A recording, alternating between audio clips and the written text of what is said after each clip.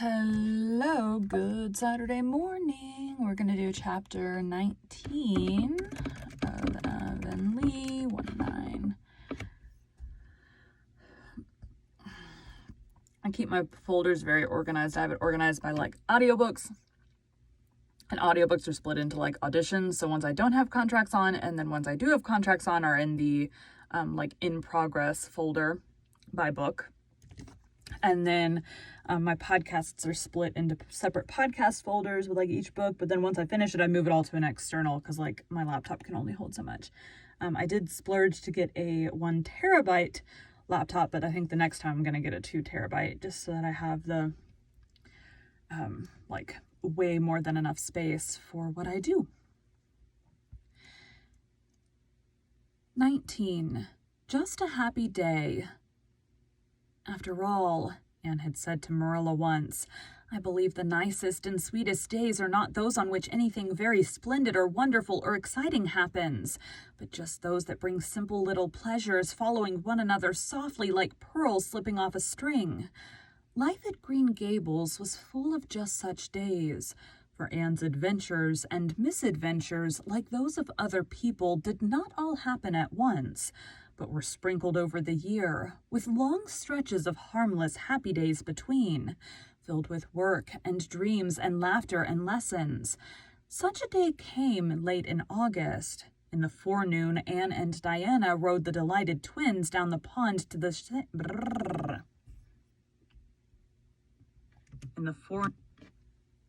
in August. Where am I? In August. In the forenoon, Anne and Diana rode the delighted twins down the pond to the sandshore to pick sweet grass and paddle in the surf, over which the wind was harping an old lyric learned when the world was young. In the afternoon, Anne walked down to the old Irving place to see Paul. She found him stretched out on the grassy bank beside the thick fir grove that sheltered the house on the north, absorbed in a book of fairy tales. He sprang up radiantly at the sight of her. Paul's voice.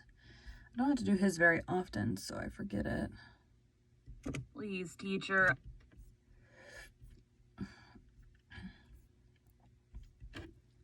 Sight of her. Oh, I'm so glad you've come, teacher, he said eagerly, because Grandma's away. You'll stay and have tea with me, won't you?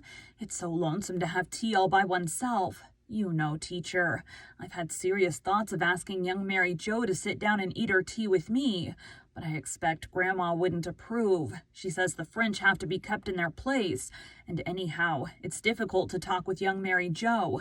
She just laughs and says, well, yous know, do beat all the... She just...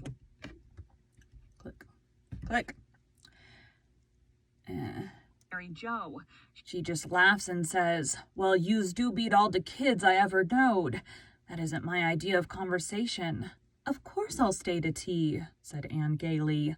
I was dying to be asked. My mouth has been watering for some more of your grandma's delicious shortbread ever since I had tea here before.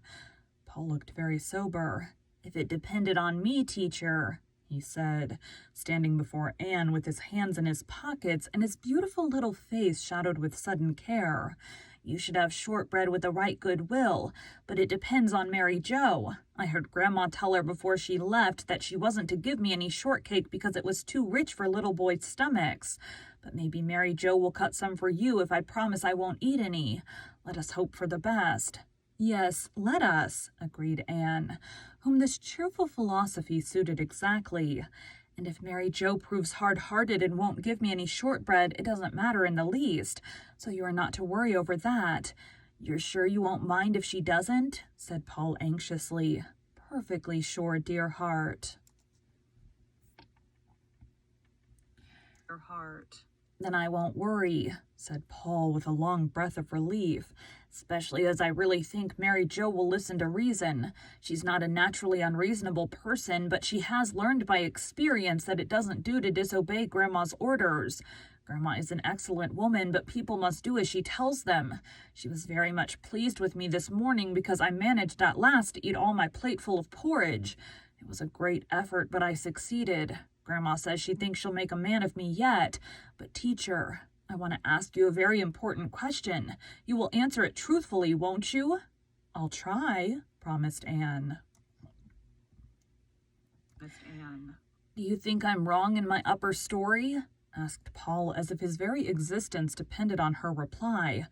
"Goodness, no, Paul!" exclaimed Anne in amazement. "Certainly you're not. What put such an idea into your head?" "Mary Jo, but she didn't know I heard her. Mrs. Peter Sloane's hired girl, Veronica, came to see Mary Jo last evening, and I heard them talking in the kitchen as I was going through the hall. I heard Mary Jo say, 'Dat Paul, he is de queerest lil' boy. He talks dat queer. I tink dere's something wrong in his upper story.'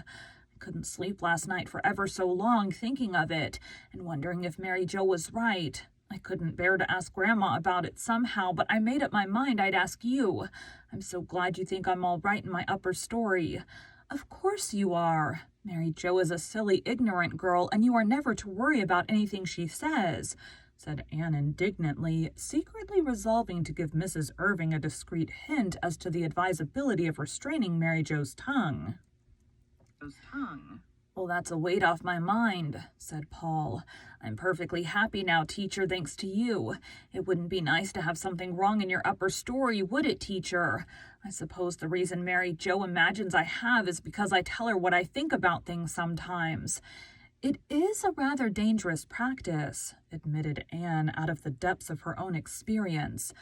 "Well, by and by, I'll tell you the thoughts I told Mary Jo, and you can see for yourself if there's anything queer in them," said Paul. "But I'll wait till it begins to get dark. That is the time I ache to tell people things. And when nobody else is handy, I just have to tell Mary Jo. But after this I won't. If it makes her imagine I'm wrong in my upper story, I'll just ache and bear it. And if the ache gets too bad, you can come up to Green Gables and tell me your thoughts," suggested Anne, with all the gravity that endeared her to children who so dearly love to be taken seriously. "Yes, I will, but I hope Davy won't be there when I go because he makes faces at me. I don't mind very much because he's such a little boy and I am quite a big one, but still it is not pleasant to have faces made at you, and Davy makes such terrible ones. Sometimes I'm frightened he will never get his face straightened out again. He makes them at me in church when I ought to be thinking of sacred things. Dora likes me, though, and I like her, but not so well as I did before she told Minnie May Barry that she meant to marry me when I grew up. I may marry somebody when I grow up, but I'm far too young to be thinking of it yet, don't you think, teacher?" "Teacher? Rather young," agreed teacher. "Speaking of marrying, reminds me of another thing that has been troubling me of late," continued Paul. "Mrs. Lynde was down here one day last week having tea with Grandma, and Grandma made me show her my little mother's picture, the one Father sent me for my birthday present. I didn't exactly want to show it to Mrs. Lynde. Mrs. Lynde is a good, kind woman, but she isn't the sort of person you want to show your mother's picture to. You know, teacher. But of course I obeyed Grandma. Mrs. Lynde said she was very pretty, but kind of actressy looking, and must have been an awful lot younger than Father. Then she said, 'Some of these days your pa will be marrying again likely. How will you like to have a new ma, Master Paul?' Well, the idea almost took my breath away, teacher, but I wasn't going to let Mrs. Lynde see that. I just looked her straight in the face, like this, and I said, 'Mrs. Lynde, Father made a pretty good job of picking out my first mother, and I could trust him to pick out just a good one the second time. And I can trust him, teacher. But still, I hope if he ever does give me a new mother, he'll ask my opinion about her before it's too late. There's Mary Jo coming to call us to tea. I'll go and consult with her about the shortbread.'" As a result of this consultation, Mary Jo cut the shortbread and added a dish of preserves to the bill of fare.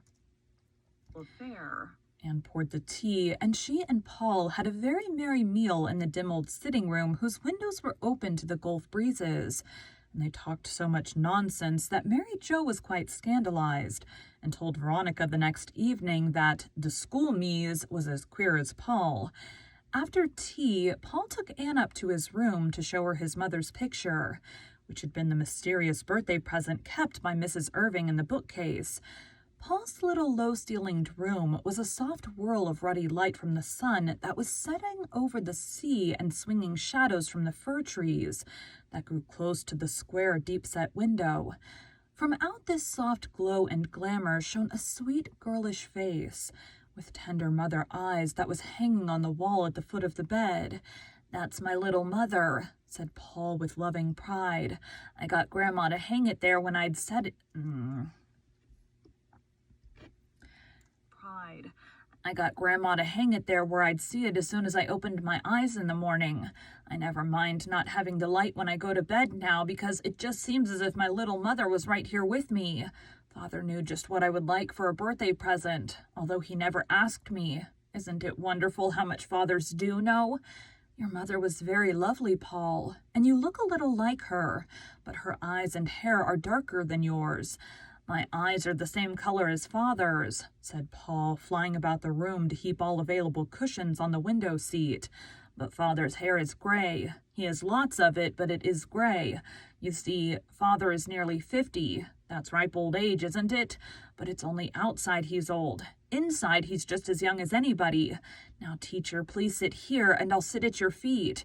May I lay my head against your knee? That's the way my little mother and I used to..."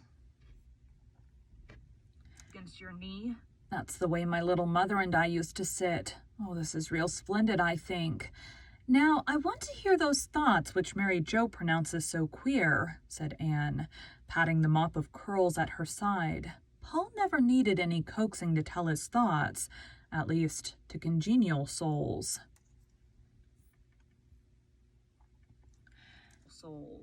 "I thought them out in the fir grove one night," he said dreamily. "Of course I didn't believe them, but I thought them. You know, teacher. And then I wanted to tell them to somebody, and there was nobody but Mary Jo. Mary Jo was in the pantry setting bread, and I sat down on the bench beside her, and I said, 'Mary Jo, do you know what I think? I think the evening star is a lighthouse on the land where the fairies dwell.' And Mary Jo said, 'Well, yous are de queer one. There ain't no such thing as fairies.' I was very much provoked. Of course I knew there are no fairies, but that needn't prevent my thinking there is. You know, teacher. But I tried again quite patiently. I said, 'Well then, Mary Jo, do you know what I think? I think an angel walks over the world after the sun sets, a great tall white angel with silvery folded wings, and sings the flowers and birds to sleep. Children can hear him if they know how to listen.' Then Mary Jo held up her hands all over flour and said, 'Well, yous are de queer little boy. Yous make me feel scare.' And she really did look scared. I went out then and whispered the rest of my thoughts to the garden. There was a little birch tree in the garden, and it died. Grandma says the salt spray killed it, but I think the dryad belonging to it was a foolish dryad who wandered away to see the world and got lost. And the little tree was so lonely it died of a broken heart. And when the poor foolish little dryad gets tired of the world and comes back to her tree, her heart will break," said Anne. "Yes, but if dryads are foolish, they must take the consequences, just as if they were real people," said Paul gravely. "Do you know what I think about the new moon, teacher? I think it is a little golden boat full of dreams. And when it tips on a cloud, some of them spill out and fall into your sleep." "Exactly, teacher. Oh, you do know. And I think the violets are little snips of the sky that fell down when the angels cut out holes for the stars to shine through. And the buttercups are made out of old sunshine. And I think the sweet peas will be butterflies when they go to heaven. Now, teacher, do you see anything so very queer about those thoughts?" "No, laddie dear, they are not queer at all. They are strange and beautiful thoughts for a little boy to think, and so people who couldn't think anything of the sort themselves, if they tried for 100 years, think them queer. But keep on thinking them, Paul. Some day you are going to be a poet, I believe." When Anne reached home, she found a very different type of boyhood waiting to be put. When Anne reached home, she found a very different type of boyhood waiting to be put to bed. Davy was sulky, and when Anne had undressed him, he bounced into bed and buried his face in the pillow. "Davy, you've forgotten to say your prayers," said Anne rebukingly.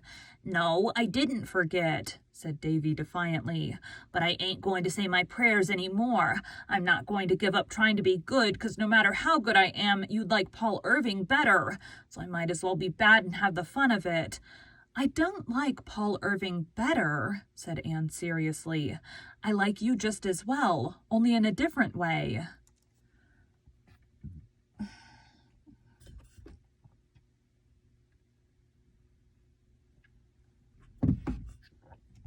way. But I want you to like me the same way, pouted Davy. You can't like different people the same way. You don't like Dora and me the same way, do you? Davy sat up and reflected. No, he admitted at last. I like Dora because she's my sister, but I like you because you're you. And I like Paul because he is Paul, and Davy because he is Davy, said Anne gaily. Well, I kind of wish I'd said my prayers then, said Davy, convinced by this logic. But it's too much bother getting out now to say them. I'll say them twice over in the morning, Anne. Won't that do as well? No, Anne was positive it would not do as well, so Davy scrambled out and knelt down at her knee. When he had finished his devotions, he leaned back on his little bare brown heels and looked up at her. Anne, I'm gooder than I used to be. Yes, indeed you are, Davy, said Anne, who never hesitated to give credit where credit was due. I know I'm gooder, said Davy confidently, and I'll tell you how I know it. Today Marilla gave me 2 pieces of bread and jam, one for me and one for Dora. One was a good deal bigger than the other, and Marilla didn't say which was mine, but I give the biggest piece to Dora. That was very good of me, wasn't it? Very good and very manly, Davy. Of course, admitted Davy. Dora wasn't very hungry, and she only ate half her slice, and then she gave the rest to me. But I didn't know she was going to do that when I give it to her, so I was good, Anne. In the twilight, Anne sauntered down to the Dryad's Bubble and saw Gilbert Blythe coming down through the dusky haunted wood. She had a sudden realization that Gilbert was a schoolboy no longer, and how manly he looked. The tall, frank-faced fellow with the clear, straightforward eyes and the broad shoulders. Anne thought Gilbert was a very handsome lad, even though he didn't look at her like her ideal man.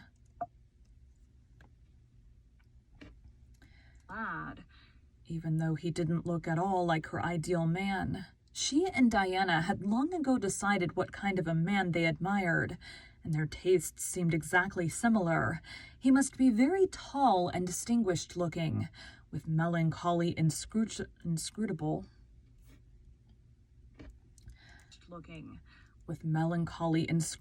eyes, and a melting, sympathetic voice. There was nothing either melancholy or inscrutable in Gilbert's physiognomy, but of course that didn't matter in friendship. Gilbert stretched himself out on the ferns beside the bubble and looked approvingly at Anne. If Gilbert had been asked to describe his ideal woman, the description would have answered point for point to Anne, even to those 7 tiny freckles whose obnoxious presence still continued to vex her soul. Gilbert was as yet little more than a boy, but a boy has his dreams, as have others, and in Gilbert's future there was always a girl with big, limpid gray eyes, and a face as fine and delicate as a flower. He had made up his mind also that his future must be worthy of its goddess. Even in quiet Avonlea, there were temptations to be met and faced. White Sands youth were rather fast set, and Gilbert was popular wherever he went, but he meant to keep himself worthy of Anne's friendship and perhaps some distant day her love, and he watched over word and thought and deed as jealously.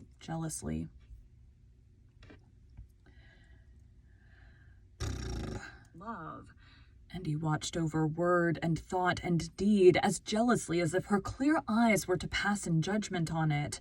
She held over him the unconscious influence that every girl, whose ideals are high and pure, wields over her friends, an influence which would endure as long as she was faithful to those ideals, and which she would certainly lose if she were ever false to them. In Gilbert's eyes, Anne's greatest charm was the fact that she never stooped to the petty.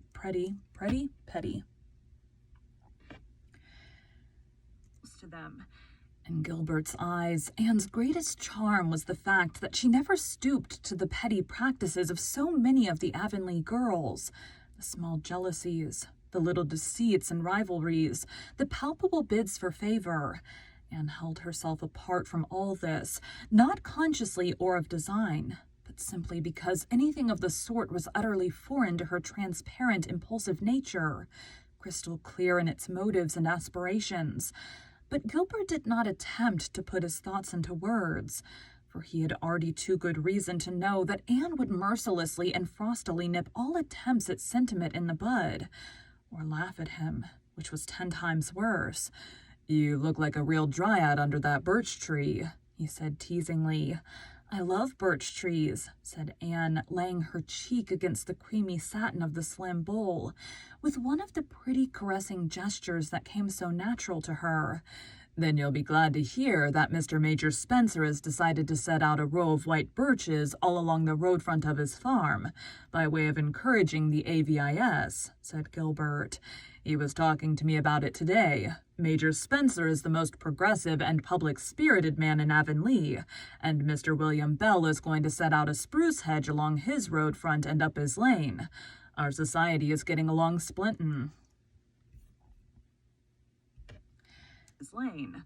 Our society is getting on splendidly, Anne. It is past the experimental stage and is an accepted fact. The older folks are beginning to take an interest in it, and the White Sands people are talking of starting one too. Even Elisha Wright has come around since that day the Americans from the hotel had the picnic at the shore. They praised our roadside so highly and said they were much prettier than in any other part of the island. And when, in due time, the other farmers follow Mr. Spencer's good example and plant ornamental trees and hedges along their road fronts, Avonlea will be the prettiest settlement in the province. The aides are talking of taking up the graveyard, said Anne.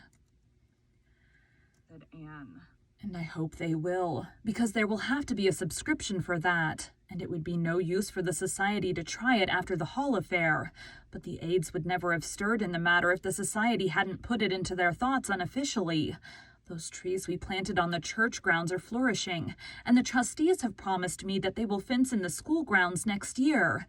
If they do, I'll have an arbor day, and every scholar shall plant a tree, and we'll have a garden in the corner by the road. See, these are long chapters today. By the road. "We've succeeded in almost all our plans so far, except in getting the old Bolter house removed," said Gilbert, "and I've given that up in despair. Levi won't take it down just to vex us. There's a contrary streak in all the Bolters, and it's strongly developed in him. Julia Bell wants to send another committee to him, but I think the better way will be just to leave him severely alone," said Anne sagely. "And trust to Providence, as Mrs. Lynde says," smiled Gilbert. "Certainly no more committees. They only aggravate him. Julia Bell thinks you can do anything if you only have a committee to attempt it. Next spring, Anne, we must start an agitation for nice lawns and grounds. We'll sow good seed betimes this winter. I've a treatise here on lawns and lawn making, and I'm going to prepare a paper on the subject soon. Well, I suppose our vacation is almost over. School opens Monday. Has Ruby Gillis got the Carmody school?" "Yes, Priscilla wrote that she had taken her own home school, so the Carmody trustees gave it to Ruby. I'm sorry Priscilla is not coming back, but since she can't, I'm glad Ruby has got the school. She'll be home for Saturdays, and it will seem like old times to have her and Jane and Diana and myself all together again." Marilla, just home from Mrs. Lynde's, was sitting on the back porch step when Anne returned to the house. "Rachel and I have decided to have our cruise to town tomorrow," she said. "Mr. Lynde is feeling better this week, and Rachel wants to go before he has another sick spell." "I intend to get up extra early tomorrow morning, for I've ever so much to do," said Anne virtuously. "For one thing, I'm going to shift the feathers from my old bed tick to the new one. I ought to have it done.